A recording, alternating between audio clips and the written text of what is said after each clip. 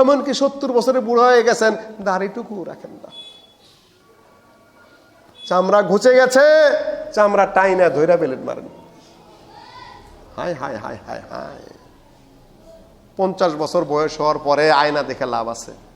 ইচ্ছা করে আয়না দেখি না, এর মধ্যে আর চেহারা আর জিলিক মারবে না, জিলা দিবে না, তাই না? প্রতি সপ্তাহে প্রতি মাসেই কি খালি কুচকাবেই, তাহলে চাইছে আমার লাভটা কি?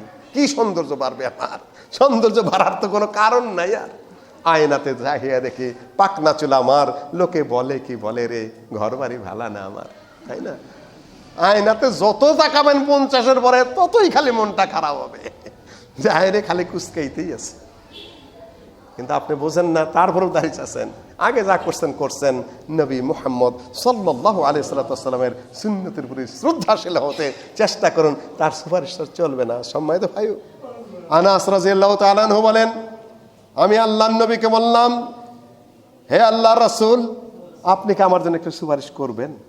10টা বছর খেদমত করেছেন আনাস আল্লাহর নবীর। আল্লাহর নবী কোনোদিন একটু শব্দ করেন নাই, আনাস তুমি এটা কেন করলে, এটা কেন করলে না, শব্দ, ধমক। 10 বছরে আল্লাহ নবী একবারও আনাসকে ধমক দেন নাই, 10 বছর খেদমত করেছেন। আর আমরা তো কি প্রতি মিনিটে 10 বার অকথ্য গালি দেন, তাই না? মা তুইলা গালি দেওয়া তো, তাই না? আর বানাইলাম না, যা তা গালি গালাস কঠোর ব্যবস্থা করি আমরা, কিন্তু 10 বছরের মধ্যে আল্লাহর নবীর খেদমতের মধ্যে কোনোদিন খারাপ ভাষা প্রয়োগ করেননি। এই সময় আনাস বললেন, ইয়া রাসূলুল্লাহ, আমার জন্য আপনি কিয়ামতের দিন কখন আপনি বেশি বেশি সুপারিশ করবেন? আল্লাহ নবী বললেন, আনা ফাইল, হে আনাস, আমি তোমার জন্য সুপারিশ করব। কত বড় ভাগ্যবান মানুষ যে পৃথিবীর বুকে আল্লাহর নবীর কাছে বাড়ি চায় নাই, গাড়ি চায় নাই, কিছুই চায় নাই, পৃথিবীর কোনো সুযোগ চায় নাই, চেয়ে নিয়েছে কি সুপারিশ করবেন। ঈমান কোথায় আর আমাদের চিন্তা কোথায়? তারপরে জিজ্ঞাসা করলেন, ইয়া রাসূলুল্লাহ, কোথায় আপনার কথা বেশি বেশি মনে পড়বে কিয়ামতের মাঠে? আল্লাহ নবী বলেন, সিরাতে বেশি বেশি মনে পড়বে। ওই যে সিরাত যেটা বললাম আমি, ওইখানে বেশি মনে পড়বে। যে সেটা কি মিস হবে? মিস হতে পারে। আর কোথায় মনে পড়বে? যে মিজানে মনে পড়বে, যখন আমল নামা মাপা হবে আল্লাহ তুলে, ওই জায়গায় মনে পড়বে। যে সেটাও মিস হতে পারে, কিন্তু একটা জায়গায় মিস হবে না, লা উখতি, এক জায়গায় মিস হবে না। সেটা কোনটা? হাউজে কাউসার, এখানে মিস হবে না। ইন্না আতাইনাকাল কাউসার, এখানে মিস হবে না। আমার প্রত্যেক উম্মত যারা বেদাত করেনি, তারা আমার হাতের থেকে প্রত্যেকেই কোটি কোটি উম্মত পানি পান করবে, লা ইয়াজমু আবাদা, কিয়ামতের 50,000 বছরের সেই উত্তপ্ত পরিস্থিতির মধ্যে, গরমের মধ্যে এক বিন্দু তার পানির পিপাসা হবে না। এই জায়গায় আমি মিস করব না। আনা ফারাতুকুম আলাল হাউজ, আমি সবার আগে হাউজের কাছে গিয়ে উপস্থিত হবে। কি জান বলা হয়েছে, কান নুজুম, কয়টা তারকা কোনোদিন গুনেছেন? কোটি কোটি তারকা। আল্লাহ নবী বলেন, যেরকম অসংখ্য অগণিত তারকা, ওই রকম অগণিত অসংখ্য পাত্র থাকবে, স্বর্ণের মতো রৌপ্যের মতো জল জল করবে। স্বাদ হলো দুধের চেতে ফর্সা, মধুর চেতে মিষ্টি, মেস্ক আম্বরের চেতে সুগন্ধি সেই পানীয় আমি নিজে হাতে প্রতিটি উম্মতকে পানি পান করব। সোজা ব্যাপার। কয় লাখ মানুষকে আপনি পান করাইতে পারবেন? কয় হাজারকে? কয় শকে? আল্লাহ নবী কোটি কোটি উম্মতকে নিজে হাতে পানি পান করাবেন। লা ইয়াসমু আবাদা, 50,000 বছরের কিয়ামতের ওই কঠিন মাঠে পানি পিপাসা হবে। এর মধ্যে একদল চলে আসবে, সামনে বাধা পড়ে যাবে, সামনে দেওয়াল পড়ে যাবে। আল্লাহ নবী বলেন, উসাই হাবিব, এরা তো আমার সাহাবী, মানে আমার উম্মত, ছেড়ে দাও। কেন বাধা পড়ে গেল? আড়াল থেকে কথা বলবে যে, ইন্নাকা লা তাদরি মাযা হাদাসু বা'দাক, হে মুহাম্মদ, তুমি তো জানো না তোমার পরে এরা কত কিছু নতুন আবিষ্কার করেছিল। উম্মত ইত্তেবা করে না, ইবতিদা করে, মানে না, বানায়। সবচেয়ে বড় জালিয়াত কারা জানেন পৃথিবীর বুকে? টাকা জাল করে না, তারপরে আপনার খাদ্যে ভেজাল দেয় না, দেয়, তাই না? বহুত কিছুতে ভেজাল দেয়। সবচেয়ে বড় ভেজালি আর সবচেয়ে বড় জালিয়াত কারা বলেন তো দেখি? বেদাতি। বেদাতে পৃথিবীর সবচেয়ে বড় জালিয়াত। কোরআনে নাই, তারপরে নিজের শরীয়ত আল্লাহর নামে চালায়। হাদিসে নেই, আল্লাহ নবীর বিধান না, আল্লাহ নবীর নামে নিজের বিধান চালায়। এই জন্য এরা হলো সবচেয়ে বড় জালিয়াত, বড় ভেজালে, বড় প্রতারকেরা। এরা কেমন জানেন? বলে যে সোয়াবের নিয়তে তুই করছি, ভালো কাজ করছি। আচ্ছা বলেন তো, স্ত্রী মিলন ভালো কাজ না খারাপ কাজ? আল্লাহ নবী বলে দিয়েছেন, যদি কেউ তার নিজের স্ত্রীর সাথে সুন্নতি তরিকায় মিলন করে তাহলে তার সোয়াব হয়। সাহাবীগণ প্রশ্ন করলেন যে নিজে স্ত্রীর সাথে নিজের দৈহিক প্রয়োজন মিটাবে তাও সোয়াব হবে নাকি? আল্লাহ নবী বললেন যে কেন? যদি হারাম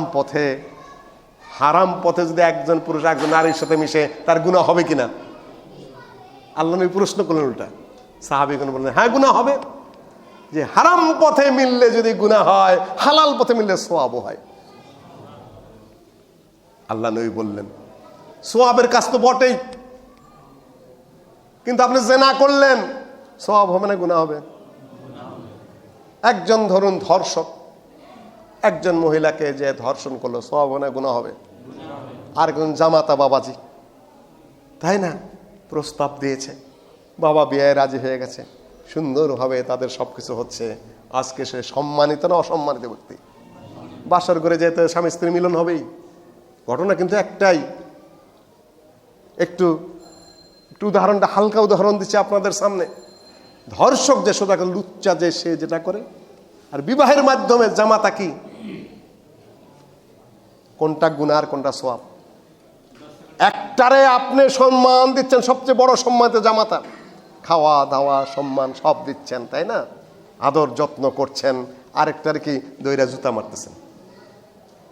জালিয়াত জুহাসর হুজুরুল এরকম সোয়াবের নিয়তে বেটা তুমি তো লুচ্চা। আমার মুখ দিয়ে শোভনীয় নয়, তবে কঠিন কথা বললাম। তুমি ইত্তেবা করো আল্লাহ নবীর সুন্নত অনুযায়ী, সেটা হলো তোমার জন্য সোয়াব। সোয়াব কোন জায়গায়? ইত্তেবার মধ্যে সোয়াব, ইবতেদার মধ্যে সোয়াব নয়। তুমি তোমার নিজের পদ্ধতি যায় বলতেছ সোয়াবের কামি করলাম। সোয়াবের মধ্যে পার্থক্য আছে, কাজ একই কিন্তু পদ্ধতি ভুল হওয়ার কারণের জন্য। একটা হলো জেনা, সে খায় জুতার বাড়ি। আরেকটা হলো কি বিবাহের মিলন, সে হলো সম্মানিত জামাতা, সবাই তাকে সম্মান দেয়। এইটা হলো সুন্নতি আলেম আর এলে বেদাতি আলেমের মধ্যে পার্থক্য। সোজা উপমা দিলাম আপনাদের সামনে। আরেকটা সংক্ষেপ উদাহরণ দেই। একটা টাকা ধরেন, 2 টাকার নোট, তাই না? 2 টাকার নোট দিয়ে কি পাওয়া যায় আজকাল? একটা চকলেট পাওয়া যায় বড় জোর, তাই না? তাও তো পাওয়া যায়, তাই না? ফকিরও নিতে চায় না, ভিক্ষা নিতে চায় না, 2 টাকা দিলেও, তাই না? আগের যুগের ফকিরা তো ভিক্ষা টিক্ষা পাইলে একটু দোয়া টোয়া করতো। এখন গেলে খালাম্মা খালাম্মা চিৎকার করে পদ্মে পাইয়াও কোনো শুক্রিয়া আদায় করে না, আল্লাহর নামও নেয় না, কিচ্ছু না। মাঝে মধ্যে আমার গলিতে যখন ফকিরে চিৎকার পারে রাত্রে করে, বাবারে আগের যুগের ফকিরা তো একটু লা ইলাহা ইল্লাল্লাহ মুহাম্মাদুর রাসূলুল্লাহ, আল্লাহ হস্তে কিছু দেন, আল্লাহ নবী বলেছেন আল্লাহ হস্তে চাইলে তাকে দিও, এটা হাদিস। আর তোরা যে আজকাল খেলে খালাম্মা খালাম্মা নেশার যাস, একটু দোয়াও তো করস না বেটারা, আল্লাহর নামে চা নিয়ে একটু দোয়া কর, খালি খালাম্মা করস আর যা, সেটা কোন বলি রে? লা ইলাহা ইল্লাল্লাহর জায়গায় এখন খালাম্মা ঢুকে গেছে।